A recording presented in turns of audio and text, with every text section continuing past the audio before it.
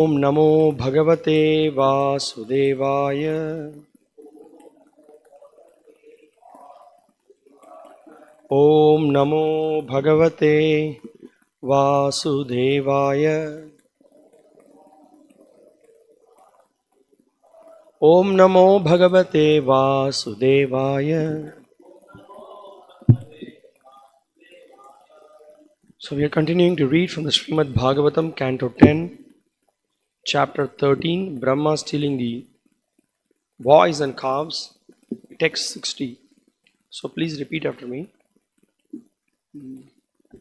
Yatra Naisarga Durvairaha Saha Asan Mriga Adayah Mitrani Iva Ajita Avasa Druta Rut Tarshaka Adikam Yatra Naisarga Durvaira Sahasan Nrimrigadayah Mitrani Vajita Vasa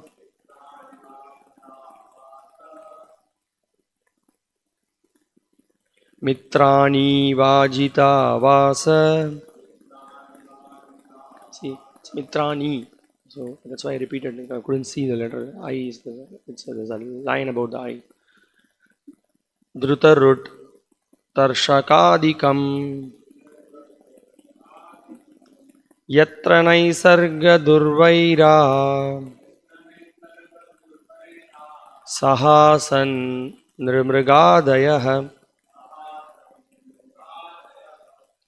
Mitrani Vajita Vasa Drutarut Tarshakadikam Yatra Naisarga Durvaira Sahasan Nrimrigadayah Mitrani Vajita Vasa Drutarut Tarshakadikam.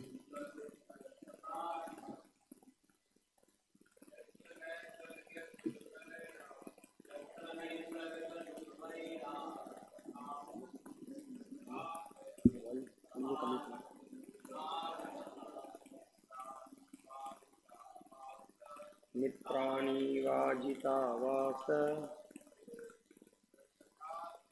Drutarut Tarshakadikam.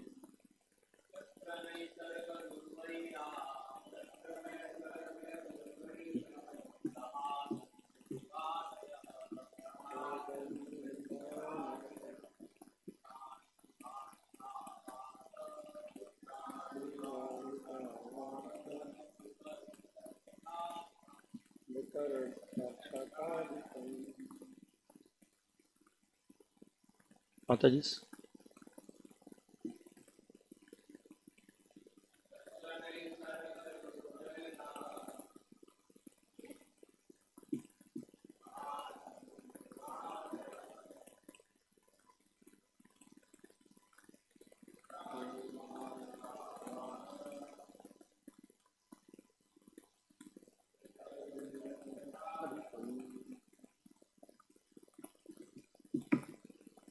Yatra, where Naisarga, by nature, Durvairaha, living in enmity, Saha Asan, live together, Nr, human beings, Mriga Adayah, and animals, Mitrani, friends, Eva, like Ajita of Lord Sri Krishna, Avasa, residence, Dhruta, gone away, root, anger, tarshaka adikam, thirst, and so on.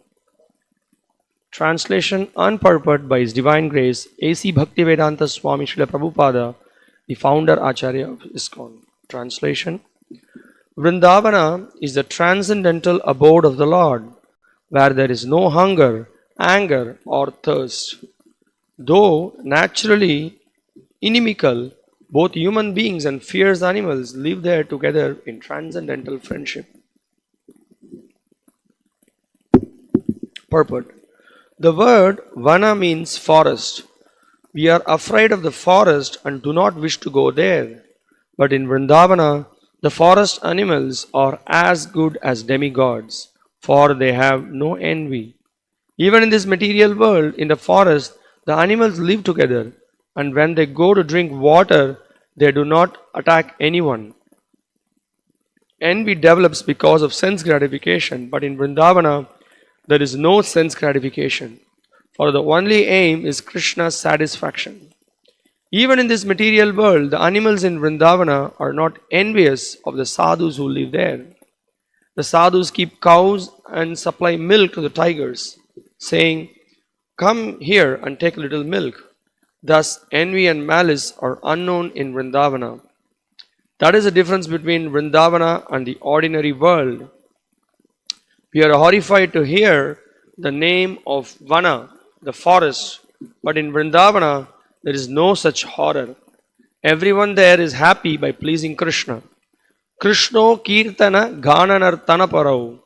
Whether a Goswami or a tiger or other ferocious animal, everyone's business is the same, to please Krishna. Even the tigers are also devotees. This is the specific qualifications of Vrindavana. In Vrindavana, everyone is happy. The calf is happy, the cat is happy, the dog is happy, the man is happy, everyone. Everyone wants to serve Krishna in a different capacity, and there is no envy. One may sometimes think that the monkeys in Vrindavana are envious because they cause mischief and steal food. But in Vrindavana, we find that the monkeys are allowed to take butter, which Krishna himself distributes. Krishna personally demonstrates that everyone has the right to live. This is Vrindavana life. Why should I live and you die? No, that is material life. The inhabitants of Vrindavana think, whatever is given by Krishna, let us divide it as prasada and eat. This mentality cannot appear all of a sudden, but it will gradually develop with Krishna consciousness. By sadhana, one can come to this platform.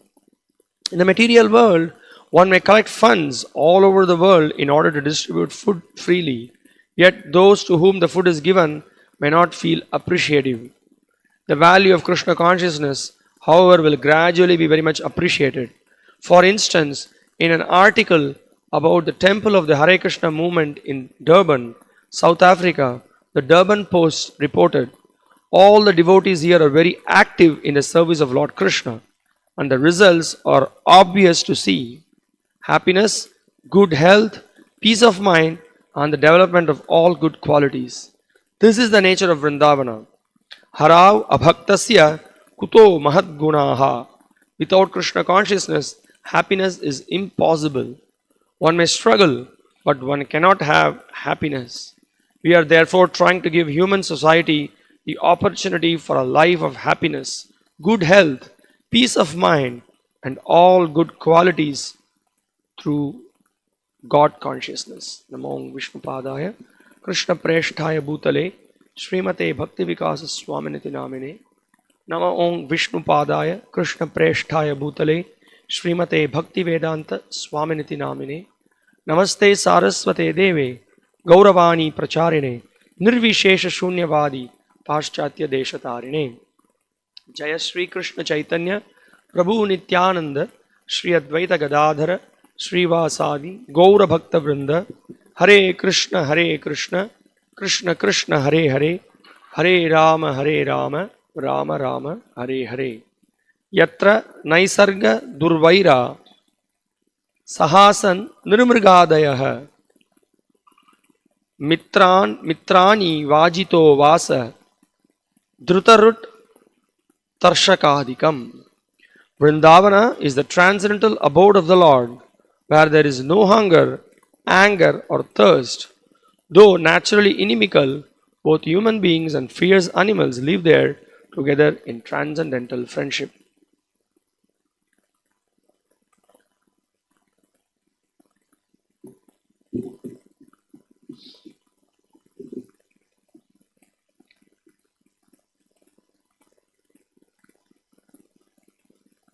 So now, Brahma, by the mercy of the Supreme Personality of Godhead, really again repeating this word, by the mercy of the Supreme Personality of Godhead, Vrindavana was revealed to him. This is a very significant point. Unless the Lord showers His mercy, which happens through His pure devotees, it's very difficult for us to see anything in proper perspective. We may be right in the particular place, still we will not be able to see. So just when we went first time to Vrindavan, I just remember, we went with a group of devotees. So we were very fortunate enough to have the association of His Grace Dinabandhu Prabhu. Now we were going, just looking at some place. Vrindavan is a transcendental abode, and the very much the Gaudiya Vaishnava Acharyas glorify Krishna being the Supreme Personality of Godhead. And very much when we glorify Krishna, obviously His Dham is glorified, His devotees are glorified, and the process of devotional service is glorified, and then the Bhagavatam is glorified. Aradhyo Vrajesha Tanayas Tadhama Vrindavanam. Immediately in the very first verse. So the worshipable, who are the great worshipable personalities? That is the Supreme Personality of Godhead. He is Krishna. He is the Swayam Bhagavan.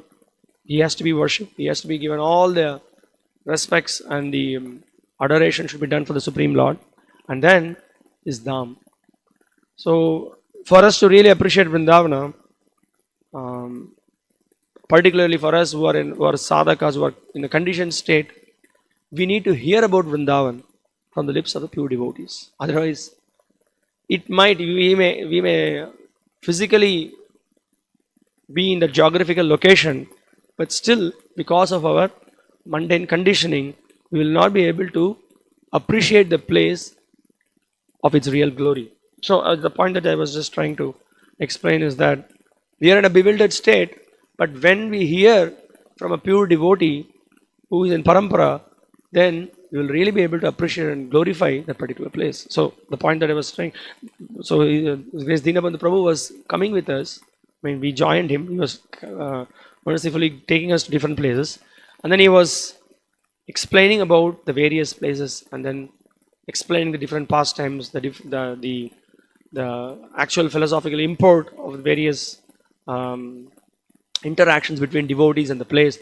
Then there was some revelation, I mean, the saying that we were really able to appreciate. Wow, because it appears the beautiful trees are there, and also you can see in Vrindavan there are so many animals are moving around, so many you may even see drainage and all those things. You really cannot understand. But then when you hear from pure devotees, then you know, wow, this is Vrindavan.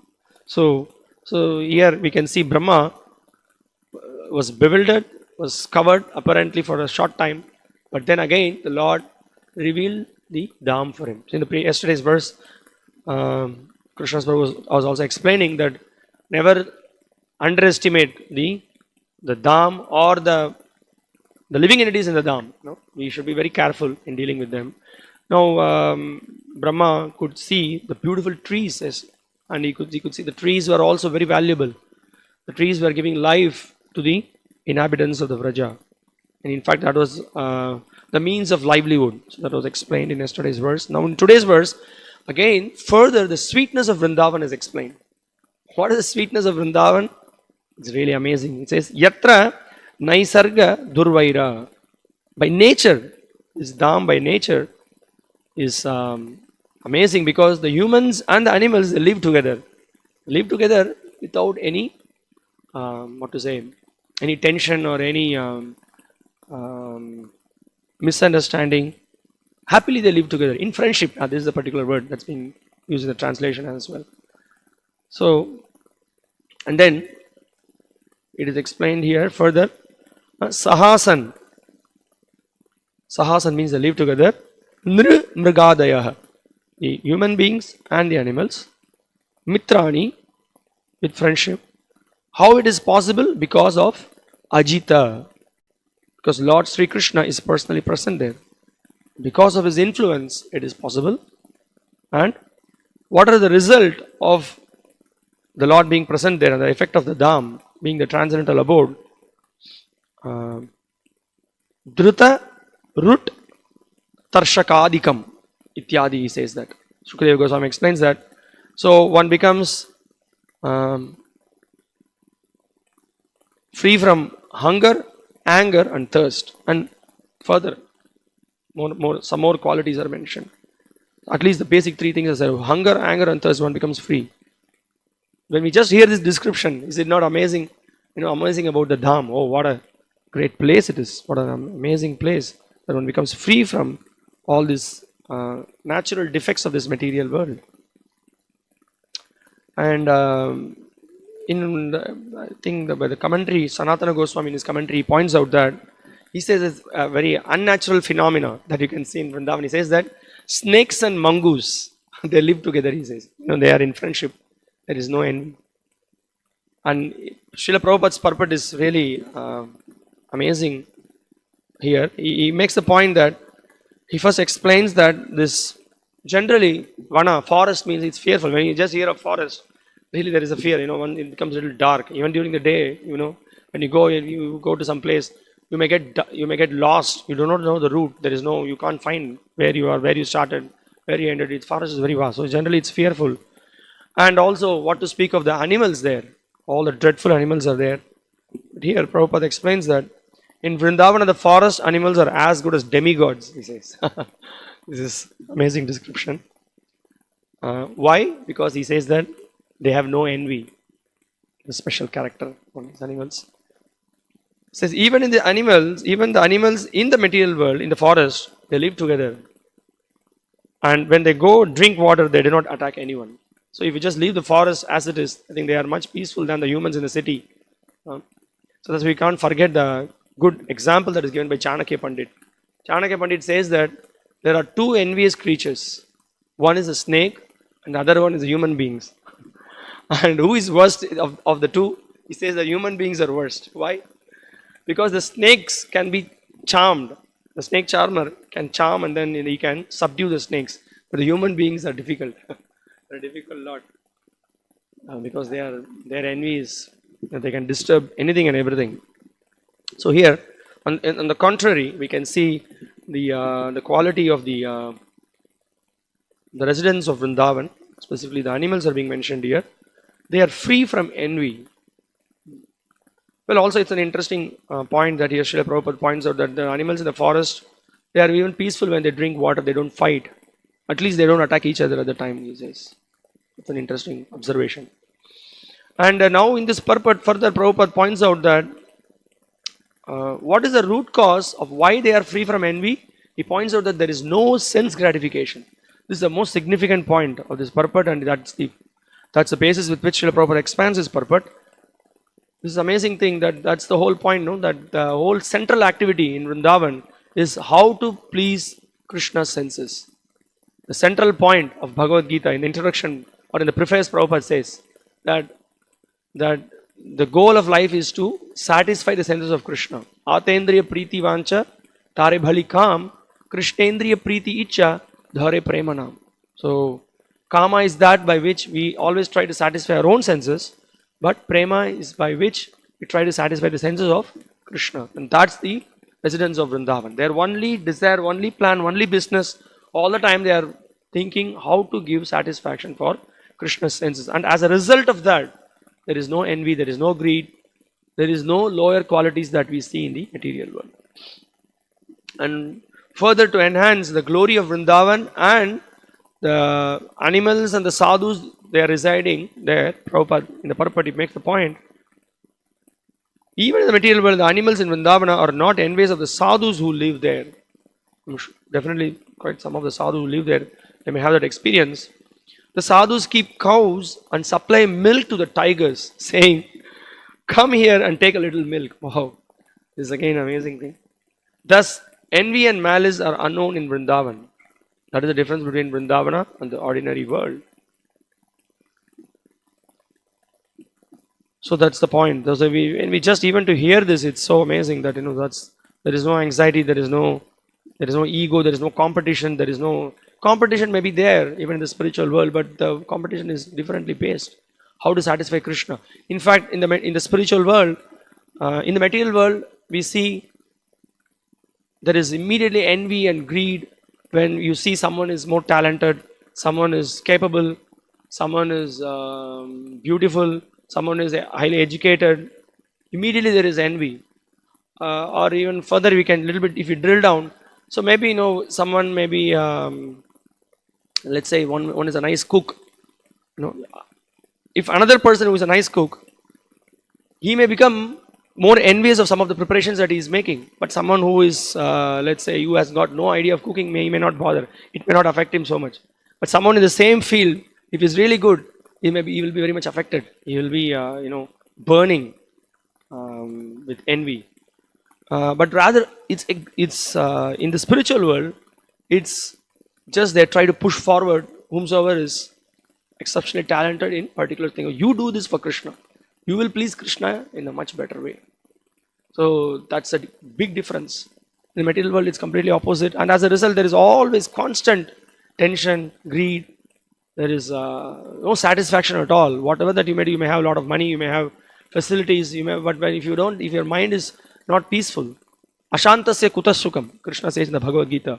If you see in the Citta Prajna section of the Bhagavad Gita, Krishna gives so many different qualities of the Citta Prajna. One who is always satisfied, and as in this purport, Prabhupada points about the sense gratification being the key point, that the devotees in Vrindavan, they do not have the desire to enjoy their own senses.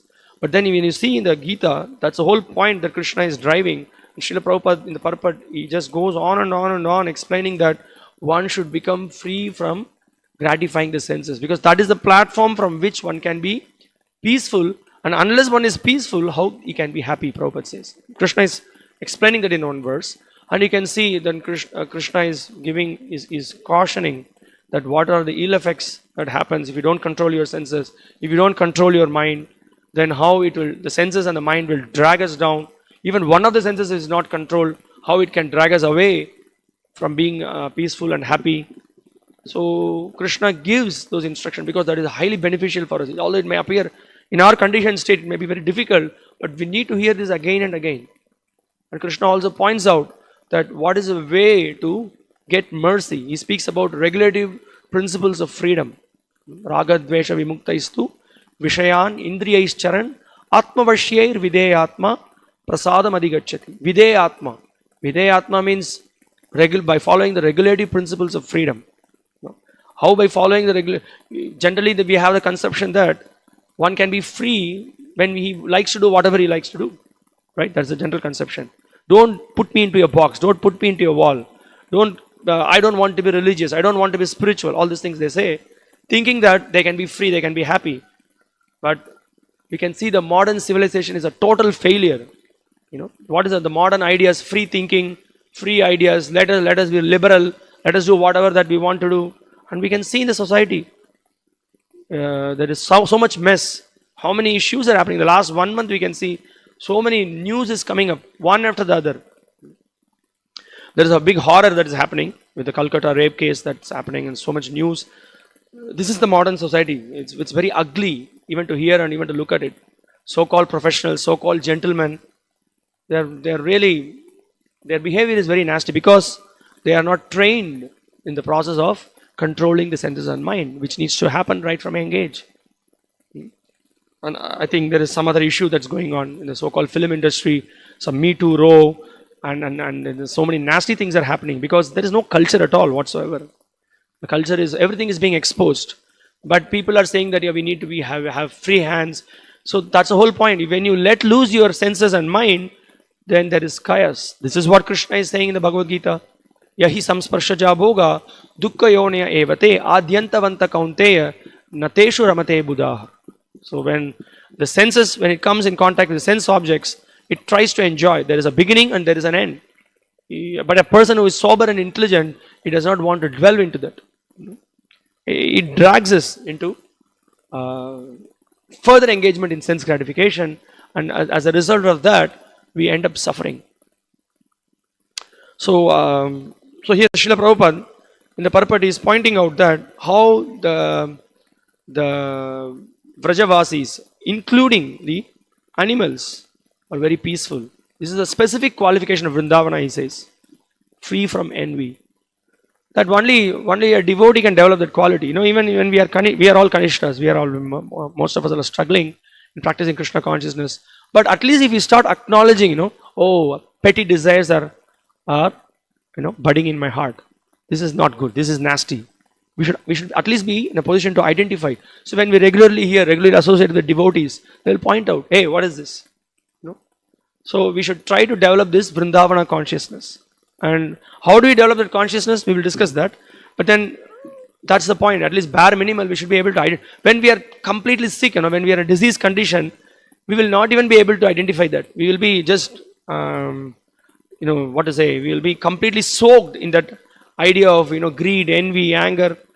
But this society is not for that. Nirmatsaranam satam. The Bhagavatam at the very beginning, it says that this Bhagavatam is spoken and is relished by those who are free from envy. So we are in the right place, we are in the right association of devotees, so we can become free from that. At least we have correct direction. We know where we are going, what we have to do. But there are people who are suffering in the material world without any proper goal, without any proper direction. Prabhupada, in one of the purports in the Gita, he makes the point that, so a person who, those who do not take up to Krishna consciousness, those who do not practice Krishna consciousness, they do not have a goal, he says. And when you do not have a proper goal, then you have unlimited number of goals. That's why Krishna is warning, Bhogaishwarya prasaktanam taya apahrita chetasam vyavasayatmika buddhihi samadhauna vidiyate. It's a very interesting section in the second chapter of the Gita, again and again repeating. Although it may be very difficult for us to digest, to hear those instructions, but it's extremely beneficial for us. It immediately reminds us what are the things we should accept and what are the things we should reject. Anukulyasa sankalpa, pratikulyasa varjanam. So, if we know that if we touch the fire, our fingers are going to burn, then we will not touch the fire, isn't it? So, we may even know that, knowingly we may, because of our foolishness, we may end up trying to touch the fire. So, that's why we have to hear it again and again. We have to hear it again and again, and then there are devotees who help us who not to go and then touch the fire. They help us. So that's why in the conditioned state or even in the advanced state, we should always try to be in the association of devotees. So never try to think that I'm so advanced that now I can handle everything alone. We are not in that state. But who are those? That description is given here. That those who are the great sadhus who are explained that they can feed the tigers with cow's milk. They are very advanced. Okay, we should not try to imitate these personalities, thinking that I am now advanced. Don't do that. You may end up into something else. So here, Prabhupada further in this purport points out that in Vrindavan everyone is happy. The calf is happy, the cat is happy, and the dog is happy, the man is happy. Everyone. This is what actually the whole world is looking for. Everyone wants to be happy. It's really amazing purport. Prabhupada is actually, in this purport, he is showing to the entire world what is the mood and mission of this International Society for Krishna Consciousness. Why this International Society for Krishna Consciousness was begun. How it is benefiting the entire human society. We can see here. These are the transcendental purports of Prabhupada. Everyone wants to serve Krishna in a different capacity and there is no envy. When we just think of this point, how it is possible, it is the very nature of the soul. And when we just hear about this point, immediately we become pacified. So every jiva has a unique relationship with Krishna. The way in which you are going to please Krishna, I cannot do like that. The way in which another living entity is going to please Krishna, another person cannot do like that. So every jiva has got a unique relationship with Krishna, and our position and our relationship with Krishna is secured. We don't have to worry. Oh, someone may grab this, someone may grab that. There is no need to worry about that. We can, if we are thoroughly purified, we please Krishna, Krishna is satisfied with it, and he is in fact waiting for us to serve him. That is what Krishna is actually waiting for. So we can immediately see from the pastime of who was that? Satya. When she was when she thought that that, oh, okay, there are so many queens already serving Krishna, so I'm going to be one of the queens. Maybe I may be doing some menial service. But then when Krishna, he expanded himself to kill all the bulls. He expanded himself and then he showed, yes, I can. So in that way we can see Krishna, although when he was in Dwaraka, he was interacting with 16,108 queens. He was pleasing everyone. So Krishna is ready to please every devotee, every living entity. He can please, he can satisfy them. So but in the material world, it's not like that. We are competing for everything. We want to push others. We want to snub others. It's very nasty. That example is given. That sometimes in the ship when they carry the crabs, they put it in a big tub or whatever you call that, and then they leave it open. So when they were asked, so how is that? You don't cover it. These crabs will run away. He says, don't worry. When the crabs try to climb up, the other crabs will pull that down. That's the very nature of this material world. But that's not the case in this spiritual world. That's we see here. The devotees are completely satisfied and happy in trying to serve Krishna.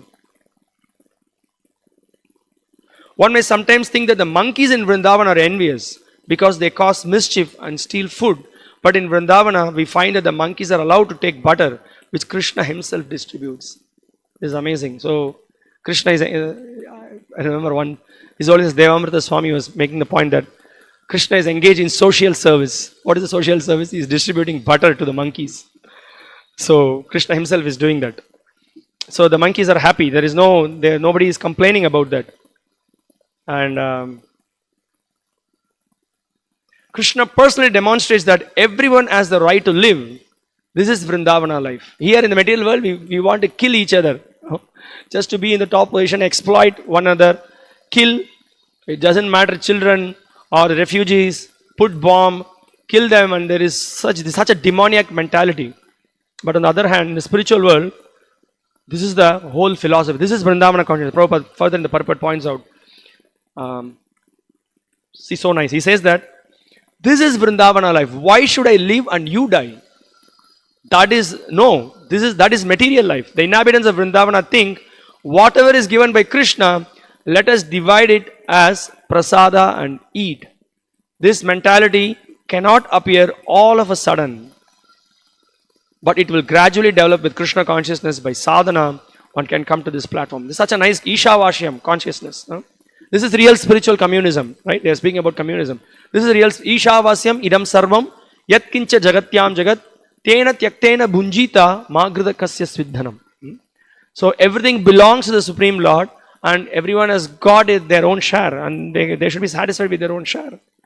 So devotees are happy. They want to share. They want to give everything to others.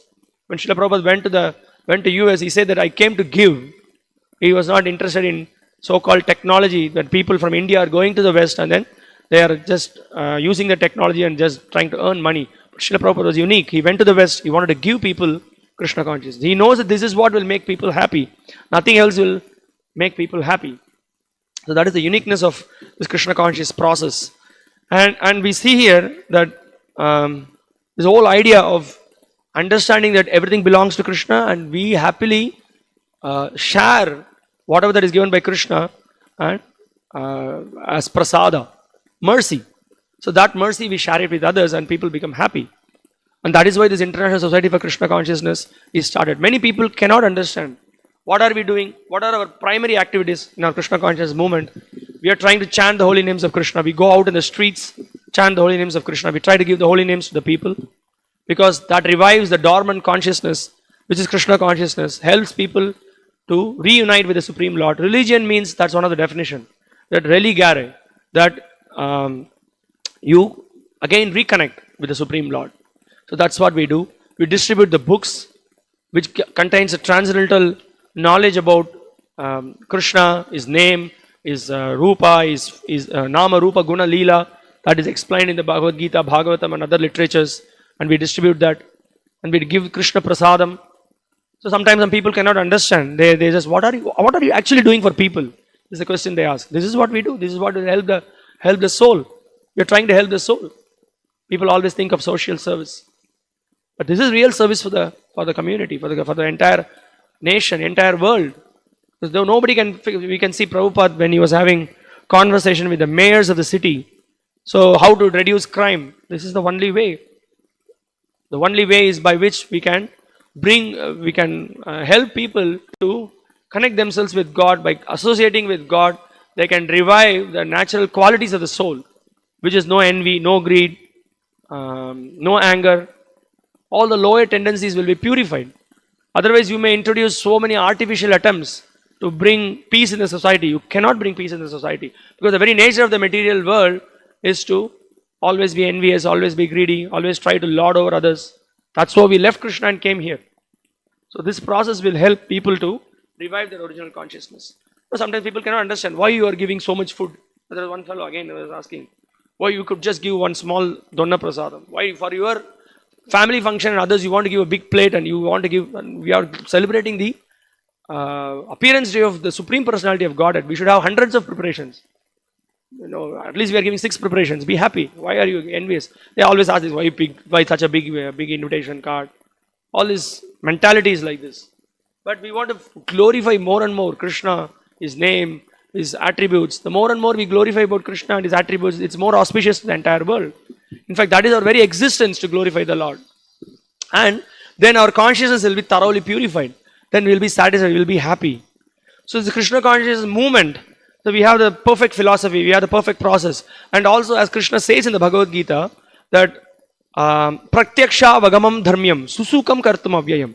We can show to the entire world how we are happy, we can be satisfied by simply obeying the instructions of Krishna, by accepting Krishna as a supreme enjoyer, is a supreme proprietor, by accepting that he is the master of all the creations, and he is a real benefactor of all the living entities. Krishna is so merciful. He is there in the heart of all the living entities. He was even ready to travel in the heart of a pig, in the heart of an ant, in the heart of a mosquito. The Lord is there and he is ready to give instructions to save us from the conditioning of the material world. So this is the merciful nature of the Lord. So in the last paragraph of this purport, Prabhupada is pointing out that what is a great benefit this entire Krishna consciousness movement is giving to the society. So we should not take this movement as some ordinary movement. And we being the members of the International Society for Krishna Consciousness, if we more and more appreciate what Srila Prabhupada has given us, we will more and more share it with others. We will never feel lonely, we will never feel to change our position, change our place. Somehow or other, if we accommodate, understand, appreciate the process that we have got, and the more and more we engage in Krishna consciousness, the more and more we appreciate the holy name, the whole process of Krishna consciousness. See in the last purport what Prabhupada says. He explained, the material world, one may collect funds all over the world in order to distribute food freely. Yet those to whom the food is given may not even feel appreciative, but they do not know what they are getting. They are coming directly in touch with Krishna. Krishna Prasada, Krishna Nama, Krishna Katha. It's all very powerful, potent process. If you remember reading the Nectar of Devotion, Srila Rupa Goswami points out that the 5 process, hearing about Krishna, chanting the holy names, associating with devotees, staying in the dham, honoring prasada, these are very 5 powerful, potent process. Even slight association with them will invoke love of God, he says. So that is what we are trying to give to the people. They come in association, the gradual appreciation will begin. The seed begins to fructify in their heart, in coming in association of devotees, coming in touch with the holy name, coming in touch with the deities. So it's a very powerful process. So Prabhupada says the value of Krishna consciousness, however, will gradually be very much appreciated. For instance, in an article about the temple of the Hare Krishna movement in Durban, South Africa, the Durban Post reported, all the devotees here are very active in the service of Lord Krishna, and the results are obvious to see. Happiness, good health, peace of mind, and the development of all good qualities. Who doesn't want this? Everybody is looking for this, right? Everybody wants to be happy, but they are not happy in the material world. It's very nasty. We don't even want to open the newspaper every day. So many, when you just open it, it's horrible. Sometimes we think, oh, even such things can happen. They just fight. They just all the time there is fighting and then killing, and then so many nasty things are happening because more and more the people are going away from Lord and they are not engaging in the Lord's service. They are forgetting Krishna. More and more we forget Krishna, the more and more we are going to be sucked by the whirlpool of the material consciousness which drags us down. We see here, Prabhupada further points out that this is what is the Hare Krishna movement is offering. Even the Karmis were able to appreciate it. The Durban Post, this news came and Prabhupada says, this is the nature of Vrindavana. Harav abhaktasya kuto mahad gunaha. Without Krishna consciousness, happiness is impossible. One may struggle, but one cannot have happiness. So you may try it in various ways to be happy.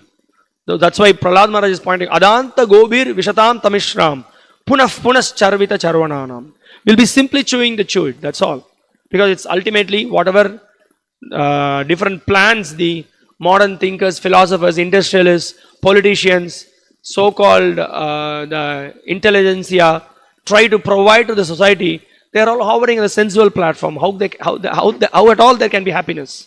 So only the devotees can really give happiness to the people by giving them, introducing them about Krishna and the process of Krishna consciousness. So this is the whole point. So here Srila Prabhupada concludes the purport by pointing out that we are therefore trying to give human society the opportunity for a life of happiness, good health, peace of mind, and all good qualities through God consciousness. So this is what the International Society for Krishna Consciousness is meant to give. So we have to be more and more convinced with this. So when we are being members of the International Society for Krishna Consciousness, so we need to become responsible. And when we ourselves experience that there is happiness in this Krishna conscious process, then we will be able to give to others. Yesterday we were discussing with the boys about how we are kind of having a small debate with the boys that how we can be happy. We can really convince people that this Krishna consciousness is the process. It really will give happiness. So they were trying to explain so many quotes from Bhagavad Gita and other things. But they were kind of missing one point. They said that no, yes, this chanting Krishna says we have to become his servant. We have to chant the holy names. No, we have to be free from sense gratification. All those things are fine. But yeah, what is it that will immediately hit a person when they see the devotees being happy? When they see the devotees happily engaging in service, when they see devotees happily chanting the names of Lord, when they see the devotees happily distributing prasadam, happily practicing Krishna consciousness, that will have a very powerful impact on people. Because they don't see that outside, in the outside world. In the outside world, all facilities are there. They have refrigerator, they have AC, they have money, they have beautiful places, they have gardens. But they don't see this loving relationship in which devotees are fully satisfied and happy. That will have a powerful impact. They don't see people free from envy, anger, greed. So this is pratyaksha vagamam dharmyam. Of course, the philosophy is there, the holy name is there. All those things will help one to develop these saintly qualities. But when they see a living Bhagavata, what Prabhupada, when Srila Prabhupada went to the West, they saw Prabhupada as a very genuine person. And it really had impact on so many people. And they saw that he never had any private life. He was never interested to gain anything. That many people saw that. So they say that, oh, here is a sadhu who seriously really wants to do welfare to the people. And when a devotee is more and more selfless and always tries to give to others, and it really has impact on people. And we can see in the early days, so many, when we came to the Krishna consciousness movement, there was always some devotee who spent time with us, right? They spent time, they patiently answered our questions. They used to come and give prasad. So really, many people, they get sheltered, and then and it also something sentimental, not sentimental, just how are you, how is everything? No, they were also giving us philosophy. They were answering our questions. They were giving the proper Siddhantic perspective, and also they were taking care of us. So really, ISKCON could make wonders. That's how the Krishna consciousness movement is spreading. The holy name is so powerful. The philosophy is so powerful, and we have great devotees in the parampara. And we can see the lives of the people transform. This is the whole key point. How they were before and how he is now.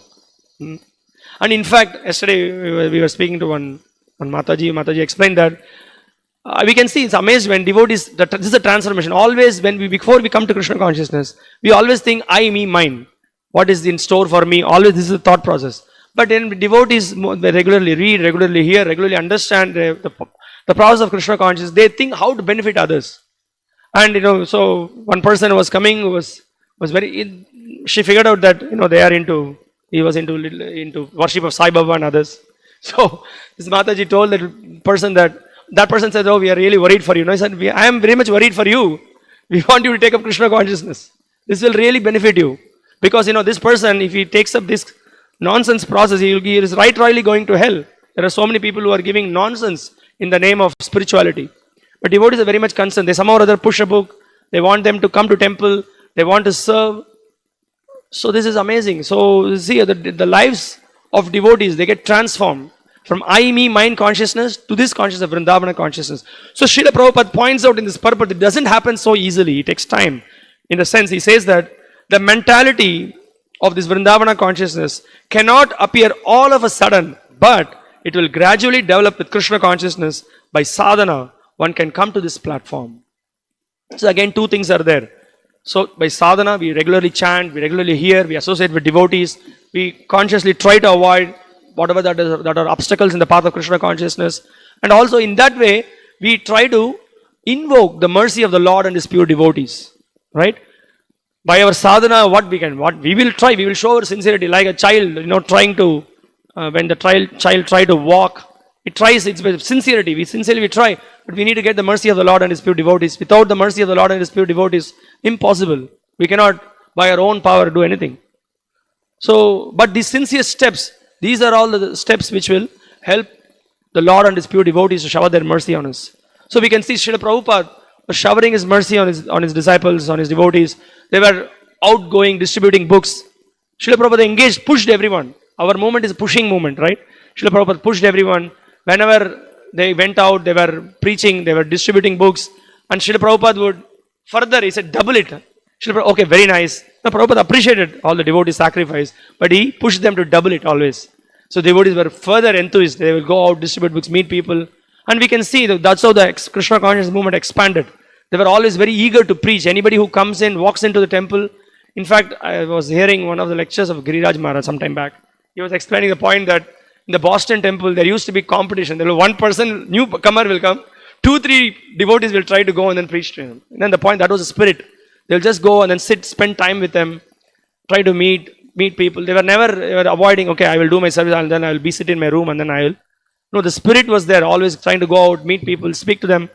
No, I'm just preaching to myself, that we may be bogged with so many different services, but we should not forget our goal in the movement. The goal is to purify our existence, and then more than that is to help others. That's Prabhupada's movement. We want to be Prabhupada Anuga, we should preach. Because Prabhupada always emphasizes the point that preaching is the essence. And that's the only way by which we can come out of these lower tendencies.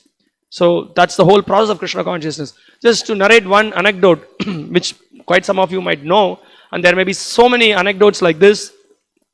This is a solid proof that this Krishna consciousness movement can help people to transcend the lower tendencies and come to the higher platform of real love of God.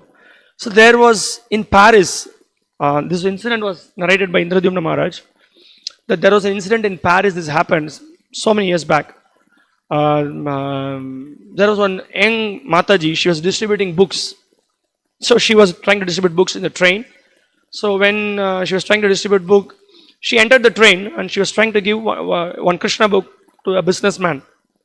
He was well dressed, but naturally we see in the material world people are envious. That he was very puffed up and arrogant. And what he did, he took the book and immediately he kind of tried to tear the book and he put the book down and he with his legs he pushed it, he pressed it, and on top of it what he did, he pushed this Mataji out of the train and she fell down, she got bruises and and he was so arrogant, he was very happy to do that.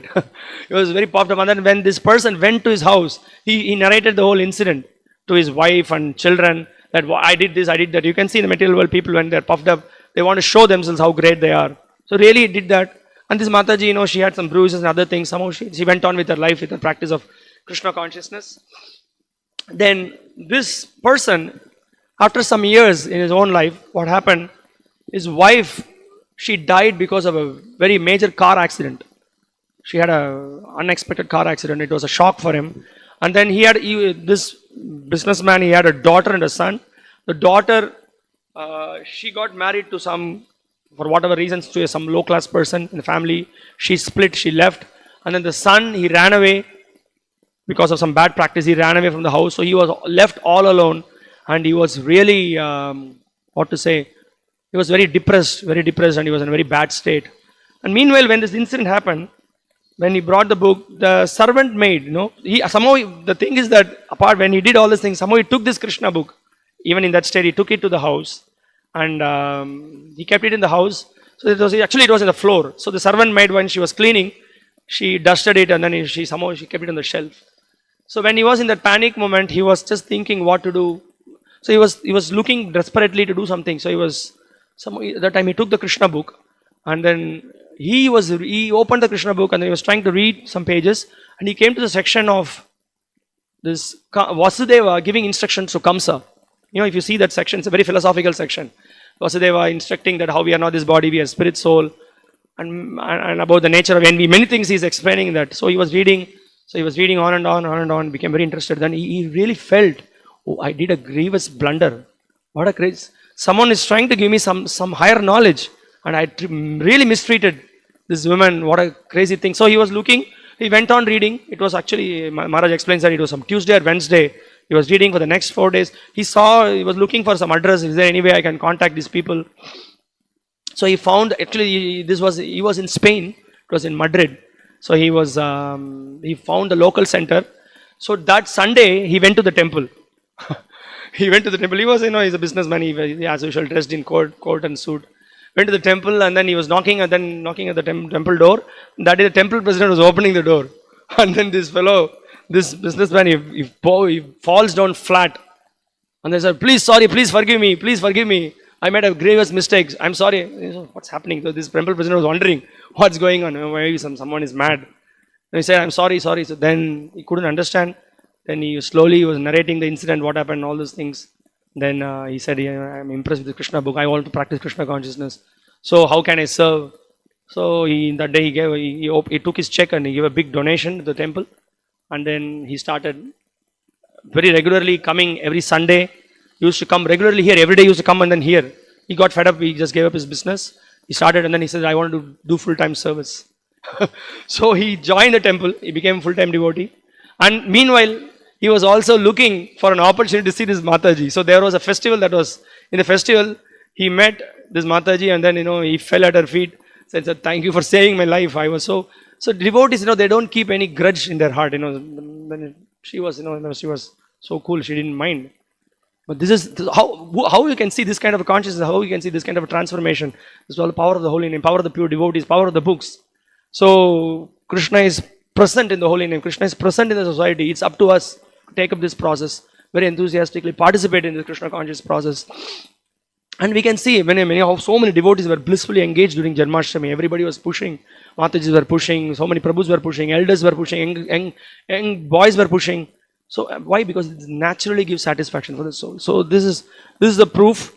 And yeah, we have our ups and downs in our Krishna consciousness, but we need to be, as Srila Prabhupada says, that we may be even disappointed sometimes. We are distributing, we are preaching, but we are actually planting the seed. It may take time.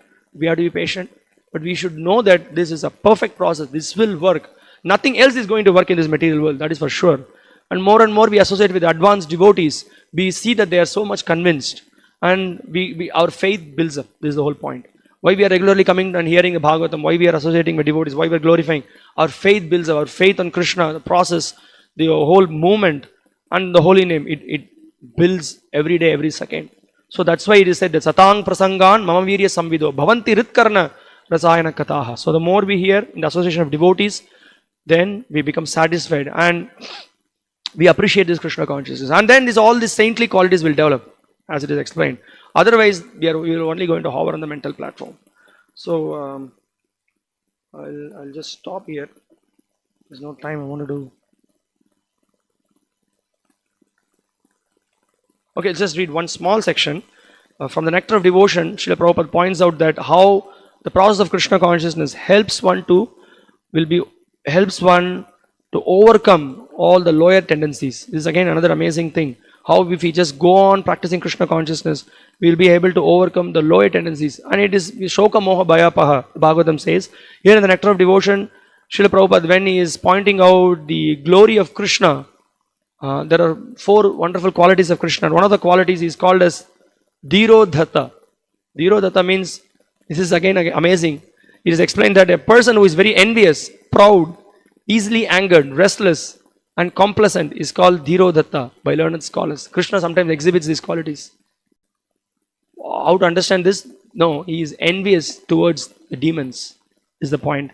Is being explained. While explaining that in the purport in this particular chapter, Prabhupada says that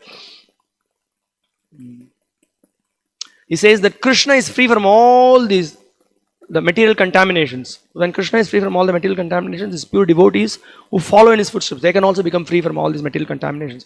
What are those? Illusion, fatigue, errors, roughness, material lust, restlessness, pride, envy, violence, disgrace, exhaustion, untruth, anger, hankering, dependence, desire to lord over the universe, seeing duality, and cheating.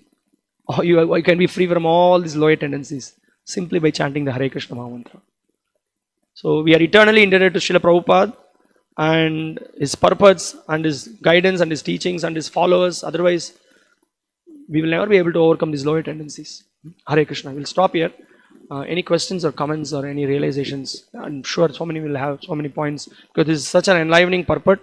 Every word, every line, Srila Prabhupada is really setting the mood of Vrindavana consciousness, for which the International Society for Krishna Consciousness was founded by Srila Prabhupada.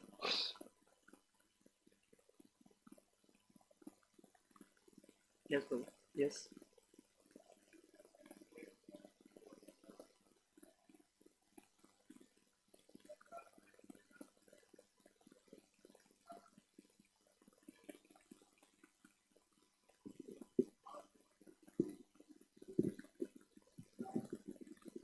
Yeah, so yes, it is. We can just see. Okay, I'll repeat the question. That we hear that Vrindavana, the power of the Dham, that by staying in the Dham, we become purified, we become very highly qualified. And also, we hear from Srila Prabhupada's Leelamrita that Prabhupada said that yes, you come to Vrindavan, get inspired, and then go out. Don't stay there. So, how do we understand that? Is it not good to be in Vrindavan like that? We can see from the example of Srila Prabhupada himself. Srila Prabhupada could have stayed in Vrindavan and he could have practiced Krishna consciousness and he could have been happy. But he understood, and the mood of a Vaishnava is that paradukha dukhi. He always sees the condition of the suffering souls who have no knowledge of who is Krishna, what is our relationship with him. And because of that, people are struggling and suffering in the material world. So Vaishnava understands that and he becomes compassionate and he goes out and preaches. So that's why Srila Prabhupada, he said that, yes, come to Vrindavan, get inspired. So he in fact wrote letters that once a year devotees come to Vrindavan and Mayapur attend the festival, get your battery charged, go out and preach. So this is the whole idea. So we are not Bhajananandis, we are Goshtiyanandis. So our idea is to work now, later samadhi. So in fact, we can see Prabhupada always he was very tirelessly preaching. At the same time, we do hear about the glories and we appreciate, and we do go once a year. But then we are not in the mood of sitting there and then chanting and then what is that called as doing the nirjana bhakti there in Vrindavan. But then that is also there. That is also given. But then there is a time for that.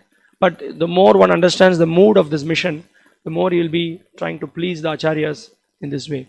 And also Srila Prabhupada, sometimes he gave instruction to one, he says two devotees. Prabhupada, one devotee said that you stay in Vrindavan and practice. For another devotee said go out and preach. Srila Prabhupada gave dual instructions. But overall, when we study his books, read his letters, hear his lectures, we can understand the mood of preaching, because Krishna is very pleased by saving many conditioned souls. Unlike that. So that's the idea in brief. Okay, thank you very much. Srila Prabhupada ki jai, Srimad Bhagavatam ki jai. Hare Krishna.